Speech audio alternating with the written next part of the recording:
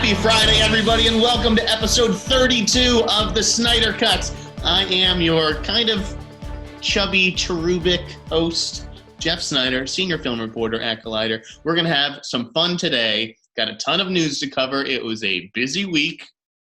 Plus, I'm going to take some mailbag questions, as promised. I know I always run out of time, and this episode's going to be a little short. The last one was long.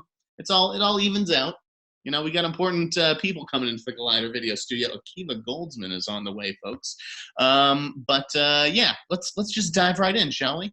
I don't even know. I didn't even order the show. I don't even know what is the most important thing. I guess it's Tom Cruise. It's Tom Cruise. He is going to outer space to shoot his. It's not going to be his next movie because he's got to shoot Mission 7 and Mission 8, and God knows what comes up in the meantime.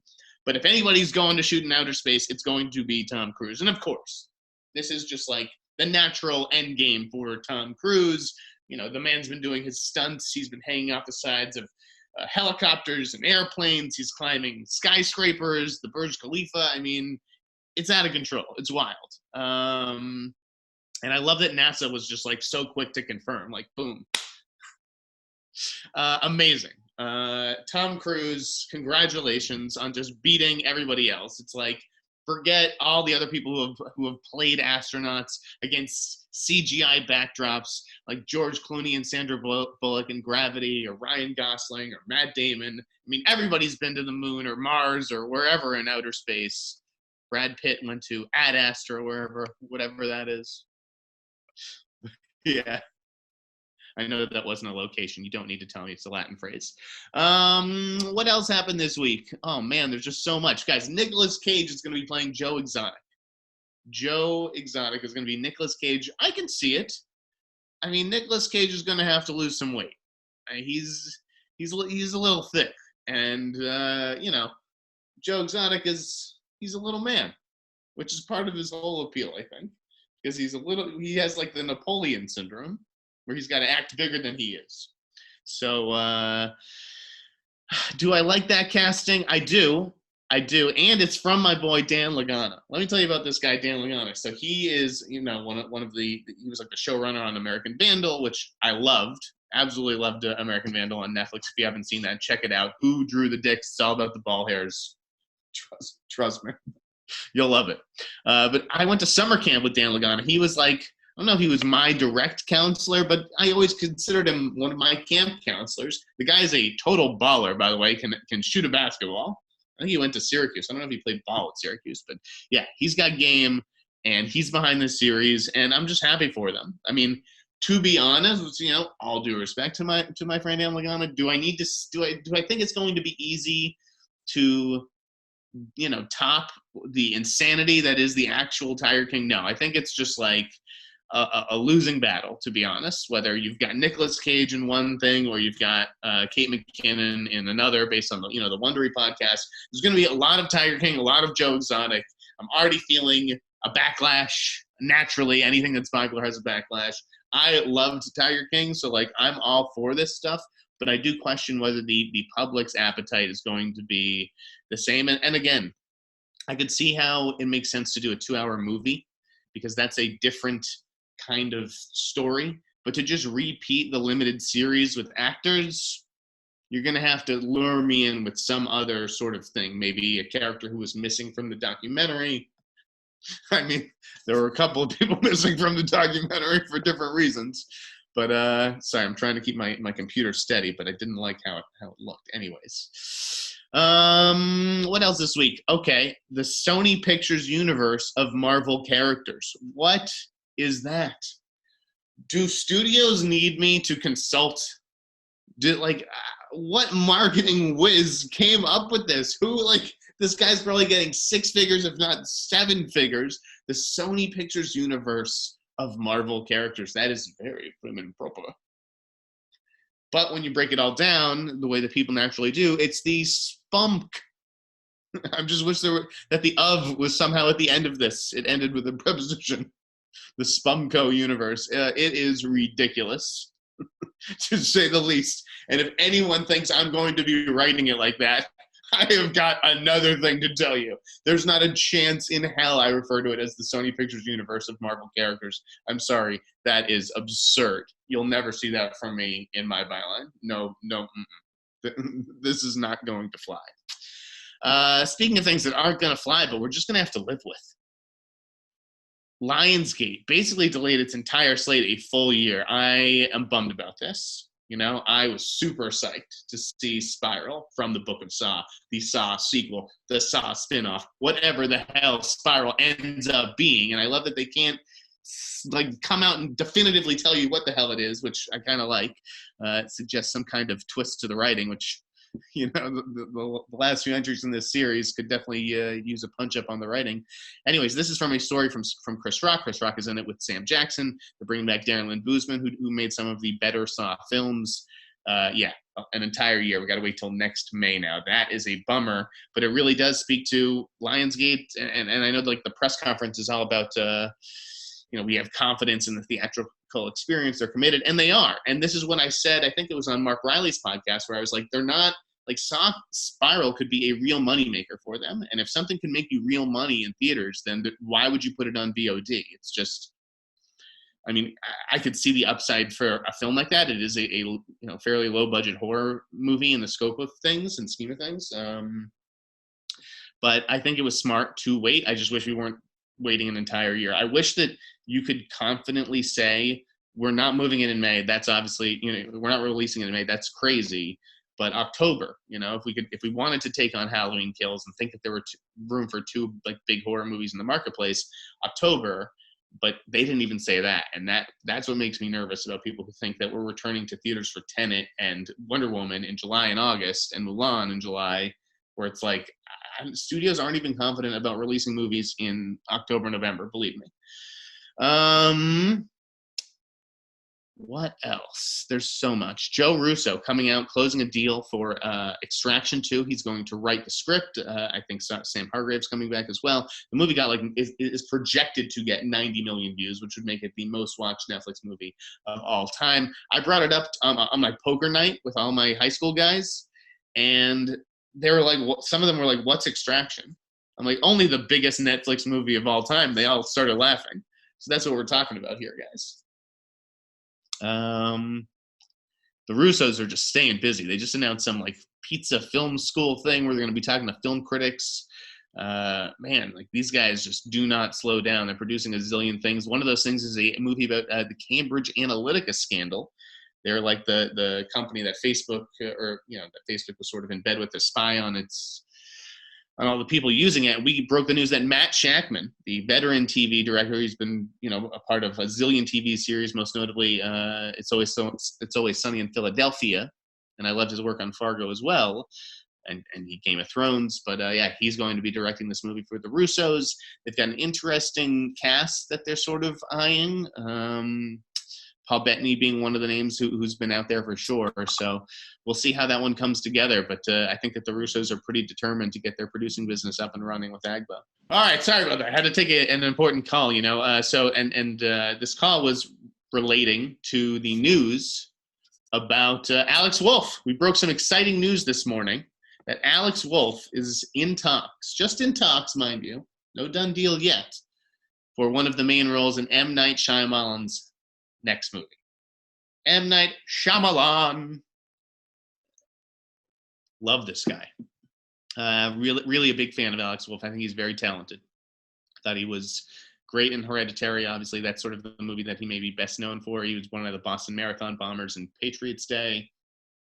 He's just I don't know if there's a soulfulness to his work, but there's certainly a thoughtfulness, and I'm just gonna be honest. Like I remember when him and his brother Nat Wolff were coming up at the same time, and Nat was maybe nabbing some bigger parts than him in bigger films, and I always kind of felt like is that guy the real movie star, or is it this Alex Wolff guy who kind of, I don't know. I mean, God forbid I say this, but it's like he has a little De Niro energy. I don't know if it's the mole or what, but this guy, he's a very good actor. And he's not going to be the lead necessarily in M. Night's next movie. I think that there may be, two bigger names, or I don't know the level of star that he's gotten to commit to this thing. But yeah, I think that for a third lead, Alex Wolff is a really great get. So that was an exciting one to break and to write about today. Ooh, sorry about that. What else we got to talk about? Neve Campbell coming out saying that she's going to be returning as Sidney Prescott for Scream 5. Scream, obviously one of my favorite movies. Staring at a beautiful Mondo poster right now for the original. Man, do I want to see this? Not necessarily. There's only one circumstance in which I want to see Sidney Prescott coming back for Scream 5, and that's, what I wrote on Twitter, which is that, she has to be the killer this time around. And, I hate that would make it predictable or something, but, that's just the natural evolution of the character. She would want to, have some control over her own environment rather than having psychos come at her all the time. She would be the psycho. I think that just makes sense. I pulled that one from R.L. Stein's fantastic franchise, The Babysitter. If you haven't read those books or read them growing up, I love them. Maybe they're not as great as I remember, but whatever. But yeah, it's otherwise just reboot the thing, a fifth Neve Campbell movie. I know that now is the time for nostalgia. We've got Keanu Reeves doing The Matrix and Bill and Ted, and everybody's reprising their old roles, but I don't know. It seems creaky to me. Do I need to see her running from another guy in a ghost mask? No, I really don't. As much as I love her. We got about a half hour left in the show. There's a National Treasure series in development over at Disney Plus. Our own Steve Frosty Weintraub broke that after talking to Jerry Bruckheimer. We've got a series of stuff going up with Bruckheimer on the site. That's awesome. I've always wanted to interview Bruckheimer. He has been developing this project, Apaches, for 10, 15 years. It's based on a crazy book by Lorenzo Carcaterra, the author of Sleepers. So I've always wanted that to come to fruition. The last I heard, it was in development at CBS, which is maybe the worst place on earth for a show like that, which is supposed to be super violent. But I don't know if that's actually moving forward. I'm sure that they came to their senses at CBS and they were like, this just isn't going to work for our audience. Although then again, Criminal Minds and CSI were pretty graphic too. So what do I know? Louis Leterrier.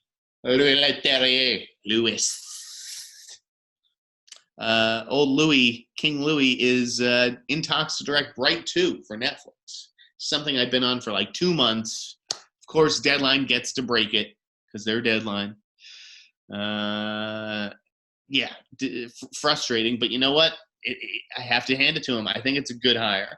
I think that Louis Leterrier is a really experienced studio, veteran. He's capable of working with a big budget. He's made some big movies, whether it's the Now You See Me and Clash of the Titans, and obviously The Incredible Hulk. So I think he's a good get.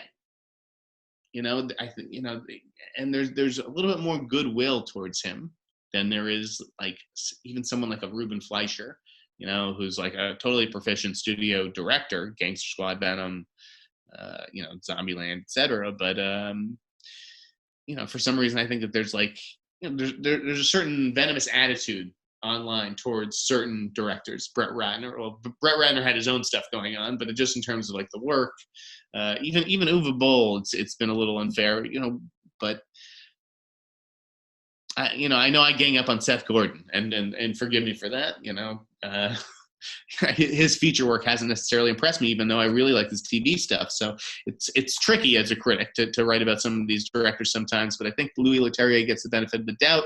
I think that he is could really work well with Will Smith, since that's really what every director is all about on a Will Smith movie. Can you work with Will? Yeah. And even though David Ayer isn't coming back, he did co-write the screenplay. I think he is involved as in some kind of producing capacity on that sequel. Netflix is also in bed with Ayer this week on 6 Years, which is a Harlan Coben project. It's a suspense thriller. Basically, this guy he breaks up he gets dumped by the love of his life. He watches her as she marries some other guy. He's just seething, but he's promised not to contact her and to keep his distance. And then one day the husband dies, so he goes to the funeral, to pay his respects, or really just to run into his ex now that she's single, and this grieving widow is not the woman that he remembers. And so he sets out to find out the truth and find her. Sounds pretty good to me. It may require a certain touch that Ayer lacks. He's not the most subtle writer, but he is certainly a strong filmmaker and a bit of a talent magnet. Look at the people who got to be in Suicide Squad. That's a big comic book movie from DC, but I could see this working out well for him. I could see that, and it is a little bit different for him. It's not totally action. It's a little bit more grounded and more human, and I'm excited to see that from him. Man, one of my followers, Jason Oshia, or I don't know if he follows me. I follow him. I got no beef, but he tweeted something this week, and it was like a picture of John David Washington with the mask on and the oxygen or whatever in Tenet, and he's like, this would be me after going to see Tenet on opening day, totally worth it. And it's like, maybe you're just making a joke, but like, it's really not. It's just not worth it. Like, I was in a hospital bed 2 months ago. I'm not saying that was COVID. That was just the flu. Or at least I wasn't diagnosed with COVID. I was diagnosed with influenza A. But either way, I've got bad lungs. I've got asthma. They needed to give me multiple breathing treatments. And it's like, would it be, let's just say, hypothetically, I don't know where I got it, how I got it. Let's just say I got it seeing Onward at the Grove, because that was the last movie I saw in theaters. Let's say I loved Onward and it was the greatest movie I've ever seen. Is Onward worth the trip to the hospital? And I'd just say no. And I don't think any movie is worth the trip to the hospital. And so, while I respect everyone has an individual right to decide what to do, how they want to behave with all of this, with the pandemic and everything that's going on, I can't necessarily, condone the behavior, because I don't know if I'll be, quick to return to theaters. I got to let that experiment play out for a few weeks. We got some trailers this week for King of Staten Island. Really, I think that looks good. I've heard good things. It's also 2 hours and 17 minutes. Classic Judd Apatow, always just a little too long. I think I saw someone in our Slack say any movie that's over 2 hours, any comedy that's over 2 hours is too long. And you know what? Frankly, it's a pretty good rule. It's hard to argue with that. The King of Staten Island, I've also heard it's a little bit more of there's a lot of drama in there. It's not just like a stoner goofball comedy from Judd Apatow and Pete Davidson. I've written about Pete Davidson. I have faith in this guy. I think that he, Judd saw something special in him. Judd saw a movie worthy of him directing, no less. Like, Judd could have just produced it and handed it to somebody else, but he believed in it. And I think, we owe Judd the benefit of the doubt, and we got to check it out. So I'm hoping to get a link soon from Universal. Logan Marshall Green had almost been cast as the Lincoln lawyer. CBS not moving forward with that. I don't know if Logan Marshall Green was driving a hard bargain, or script or project which just wasn't up to snuff. Feels like something that would fit in over at Amazon, which is put like its whole business centered around adaptations of popular authors' work. Shanghai Disney sold out in its first day. That it's going to be reopening soon. Those first day tickets are all sold out. I don't know if they're probably limiting the number of people who could attend, but it sounds like they're doing temperature checks. You got to wear a mask. There's contact tracers. There's all this stuff going on. And while, that's supposed to make you feel safe, I also don't know how you just like sit back and enjoy your vacation going there. Like, what happens if little Timmy has a temperature, and then you've spent all this money to get to Shanghai, China, and 3 of you can come in and little Timmy has to wait in the parking lot? Like, that doesn't, I don't know. That's going to be tough, man. Returning to all these kinds of big things, like how quickly are you going to want to sit in an amusement park where there's people touching, the safety thing and the seats and just all the controls and everything. And I don't know, man. I don't know. We got to take this thing seriously, though. It's obviously the death toll is mounting quickly. One of the best things this week, I promise I'm going to leave 15 minutes for mailbag questions. One of the things that I read this week, it was incredible, was the Polygon piece by Matt Patches on Josh Trank. And, Josh Trank has gotten it rough from people like myself. And I'm sure I've given it to him once or twice too. My experience with the guy, I broke the news of the cast of Fantastic Four and Josh Trank. I knew his then girlfriend or wife, I think it was wife at the time, and so I had texted her beforehand because I wanted to give Josh a heads up. I knew his wife. Like, I wanted to be friendly, and I owed him that much. It was late on a Wednesday night. It was after hours, I think, and he didn't, nobody answered. I published, and then I got a call shortly after publishing, and he was just kind of like screaming at me. And I was, trying to give him the same advice I gave tried to give Michael B. Jordan earlier. I remained blocked on Twitter by Michael B. Jordan because I got a hold of his phone number and dared to ask him a question using Michael B. Jordan's phone number. But so Trank, I'm just trying to say, like, listen, man, you can't, like, if I break a piece of news on Steven Spielberg's movie, and it's true, Steven Spielberg doesn't call flying off the handle like this. Like, you gotta learn how to, like, control this kind of emotion and like let your publicist handle it, or whatever. Like, there are people for this, and the same thing goes for me. Like, I could have just gone to his publicist or something like that, but I wanted to go direct to him. When you can, you try. So we've had a bit of a contentious relationship, but I got to say, I respected him. I respected him for calling me and bitching at me. So, even though Fantastic Four was pretty bad, I'm smart enough to know that's not entirely his fault. This isn't like a piece that represents Josh Trank. It represents an entire studio, and, like, I can't even imagine the number of voices. There were things that he couldn't even get into in the article because of NDAs and whatnot. So, I don't put that entirely on him. I don't give him entire credit for Chronicle either, though. Like, I think that is a shared effort in catching lightning in a bottle with guys like Michael B. Jordan and Dane DeHaan on their way up, and that Max Landis script, like what he did with that idea from Trank. So there's he's a complicated figure, and this piece in Polygon really nailed him. I thought it was great. It just really captured his voice. They spent like 4 years with him. I don't think that this was like a 20-minute interview that, like, caught him in a bad mood that he now regrets. Like, I think that it really represented him well, and I'm rooting for him as an artist to recover from this stumble. I can't wait to see Capone. I've heard, mostly decent things about it. I wish it was getting a bigger release, but he seems at peace with it, and so it's all really the same to me. So I'm looking forward to seeing what Josh Trank does next. One thing he won't be doing is the Teddy Roosevelt movie from Leonardo DiCaprio and Marty Scorsese. There was a line in the piece, or the original Polygon piece, that they later issued a correction for, indicating that Josh Trank had been brought on to rewrite that script for Leo, and Leo's people were not having any of it. It was a little convoluted as to the explanation, because the Leo project is based on this book, and Trank was hired to adapt that book. But I don't know if Paramount was working with that book anymore. That book was over at a different company.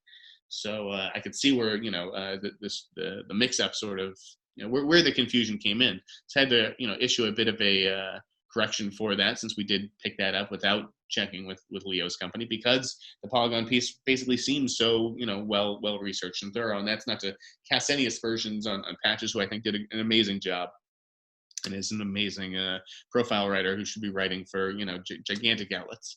But head on over to Polygon and check that out, because it's a really wonderful feature. The Freak Brothers. That was an animated series. It's based on the fabulous Fury Freak Brothers. I knew I was going to mess that up. A sort of underground counterculture comic about a bunch of stoners who are just sort of, live to get high, basically, and they got the best man for the job for that. Woody Harrelson is going to voice the lead, along with Pete Davidson, Tiffany Haddish, John Goodman. I think that's a really fun voice cast. They're going to be with the Workaholics guys, who are going to voice some supporting characters, I think. I don't know where this thing's going to land yet. I don't know if it's just webisodes at this point, or if it's actually going to land at a network or Netflix or something like that. But I don't watch a lot of animation. I enjoy Big Mouth. I don't know if I'm even entirely caught up, but F is for Family. That's my jam. So I'm all for more, adult animation that I can relate to. Ironbark, the Benedict Cumberbatch movie, is now called The Courier. Ironbark, The Courier, I don't know which one is better or worse. They both seem negligible to me. A little generic and forgettable, but then again, like I said, what's in a name? it hasn't mattered for Benedict Cumberbatch, you know? That's not a movie star name. CAA signed a virtual influencer named Michaela. This is not a real person. This is an avatar, a robot of sorts. I don't know what is going on here. But for every writer who's like, you know, just like slaved over a script for years, you know, to hope to get representation at CAA, you know, you need to be a virtual babe. Unbelievable.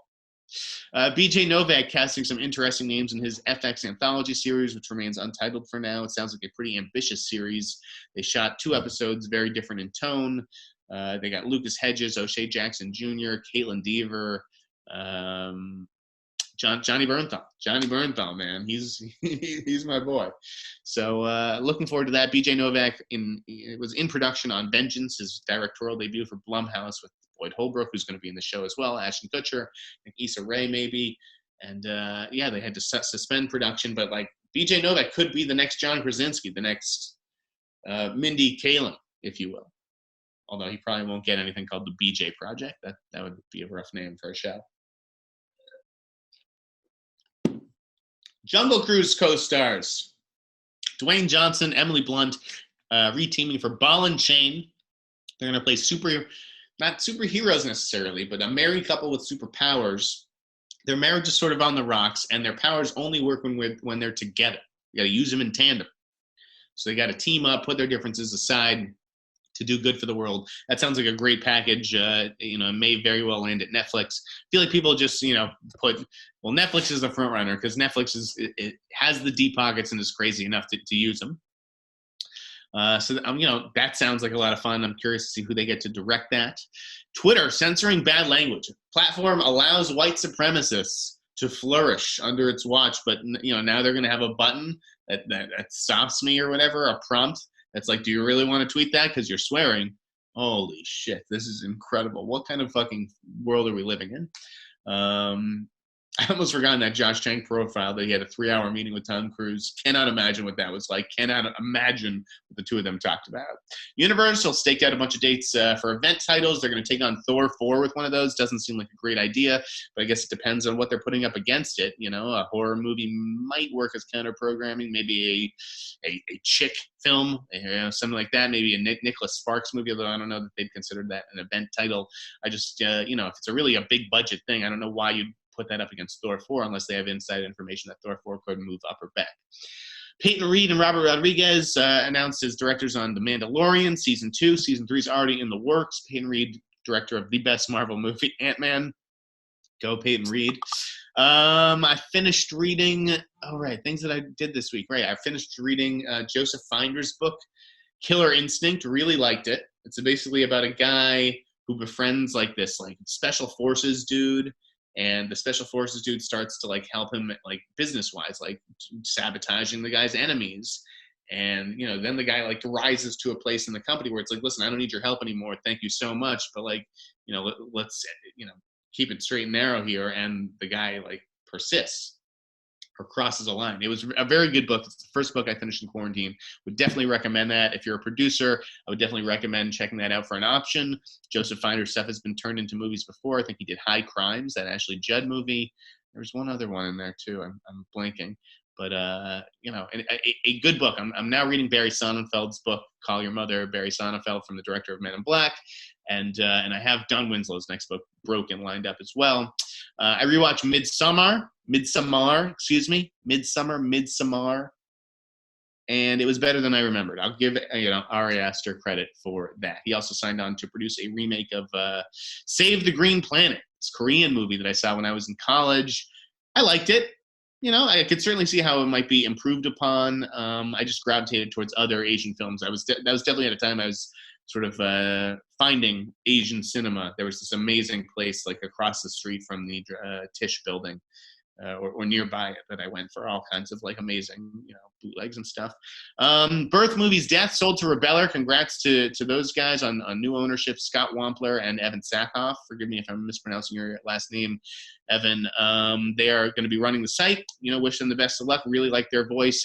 Scott Wampler, you know, he loves to say this fucks or this slaps, and even though that drives me crazy, I'm a big fan of you, Scott Wampler. Unblock me on Twitter. I like your stuff. I respect you, sir. TCA has been canceled. Insecure has been renewed for season 5. Ken Burns came out swinging on The Last Dance. He dunked on it hard. Didn't think it was a good act of journalism. And again, I think The Last Dance is awesome. Love it. But I'm inclined to agree just because the NBA Entertainment is involved as a producer. Michael Jordan's Jumpman 23 is a producer. And clearly they, influence the final cut. They could say, ooh, that can we soften this scene? Or, I don't like how I come off here, whatever it is. We don't know whether, the director made those decisions himself or, these producers had, greater say. But either way, having them on board sort of opens up that door for questions of conflict of interest. So even though I love it, can't wait to watch the next 2 episodes on Sunday. I think Ken Burns does have a point. Dueling documentaries in the works about the Boeing MAX 77 air disasters. Thought that was interesting. Wrote a piece on that for Collider. And we welcome Liz Miller, our TV editor. Congratulations to Liz Miller. We work together over at Variety. She's going to be assigning me all kinds of fun stuff. I have a bunch of TV things to write today. I'll Be Gone in the Dark is coming out soon. Maybe I'll get a chance to review that. Maybe not. Either way, there will be a review on Collider. It's about the Golden State Killer from Michelle McNamara, the late wife of Patton Oswalt. Sounds fascinating. All right, let's dive in. Let's dive into the mailbag. What do we got here? From James at BL Buckets 3, what's the go-to? I'm reading these blind. I did not prep these at all. What's the go-to movie option for a quarantine movie watch? I mean, it depends when. Is it a Friday night? Is it a Sunday afternoon? What are you trying to accomplish here? Because I love like a good action movie on a Sunday afternoon, or even a drama later in the day, maybe like 4, 5, 6 p.m. after you've done whatever activity you did on Sunday to get some exercise. Friday night, you may want a scary movie. You may want an erotic thriller, suspense movie. So it all sort of depends. But I don't think you can go wrong with something like Dazed and Confused. Dazed and Confused is just good, at any time. I love Dazed and Confused. It's just a great hang, and you may miss your friends, and this is a fun crew to hang out with, even though they're all busting each other's balls and asses all the time. Tank of Snokes, avid skier 391. Do you think you got COVID at Sundance? It's totally possible. I did come back from Sundance super sick. I am one of those people. It is always called the Sundance flu. It's a part of being up there with the thin air in the mountains and just like not sleeping at all. Not eating well. You're just totally run down. Even I was only there for 5 days. I felt like shit after. I don't know. Like, what if it was COVID? Like, I don't want to say so what, because that's obviously insensitive, but like there's nothing that we can do. There's nothing that can be done. Should they have canceled Sundance? Should they have been at the forefront of this pandemic? Like, when you see how much money is riding on these things, I'm not surprised that shortcuts I'm not accusing Sundance of taking shortcuts, hardly, but like, we didn't know then what we know now. I will say that much. So whether I got sick at Sundance or not, who am I supposed to blame somebody? I don't know what I'm supposed to do, Geeky Gator, _Geeky Gator, looking at what is currently still slated for the rest of 2020, what would you say are some of the early Oscar frontrunners? I mean, that's certainly the Aaron Sorkin movie, you would say, the David Fincher movie. Ana de Armas could be really good as Marilyn Monroe in Blonde. Like, Ron Howard has a movie, Hillbilly Elegy, with Amy Adams and Glenn Close, although I am of the opinion that Glenn Close may never win an Oscar. So, it's just hard to say. It's hard to say. Netflix movies have not been delayed, though. They are sticking to their release dates. They had a plan going into this year. They are enforcing that plan. If something changes with Oscars, like let's say theaters don't reopen and studios don't release any of their, awards contenders because they can't. Does Netflix burn out all of its Oscar contenders this year if those contenders aren't are the Oscars just going to be Netflix competing with other streaming services? That seems unlikely. And in that case, then you push the Oscars until theaters do reopen and you have a crap of awards movies. But like, do those come out in the summer suddenly? And then there's an Oscars in August? Or, do you just push everything back a year? The Oscars stay exactly where they are. Now they're just awarding movies within a 2-year time frame. It's really not that different, the number of movies. Maybe there's double, twice as many Netflix movies as there were. But it's like, why would you put the movies out this year if the Oscars weren't going to honor them this year? Like, wouldn't you just hold them? Otherwise, they're movies that are a year and a half, 2 years old that you're trying to honor for Oscars, and restart that campaign, and that may be tough. Although by then, obviously, more people will have had a chance to see them, and it's all about time. This year, things are going to be crunched, as they are. So, tricky.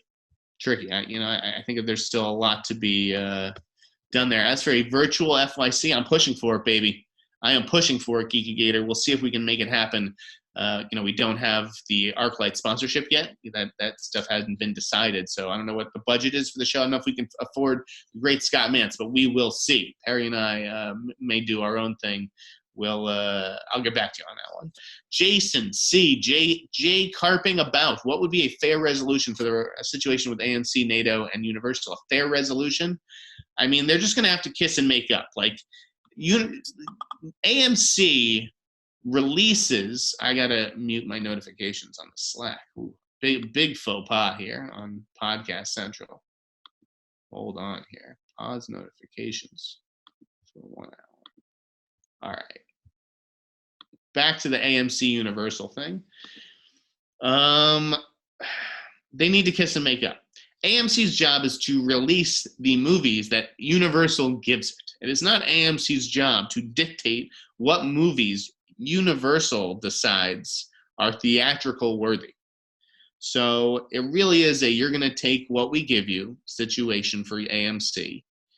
Now, sometimes movies are going to be flops, like Mortal Engines, that nobody sees. Whether you're Universal or a different studio, Warner Brothers with Motherless Brooklyn or The Goldfinch. Some movies are going to be like that.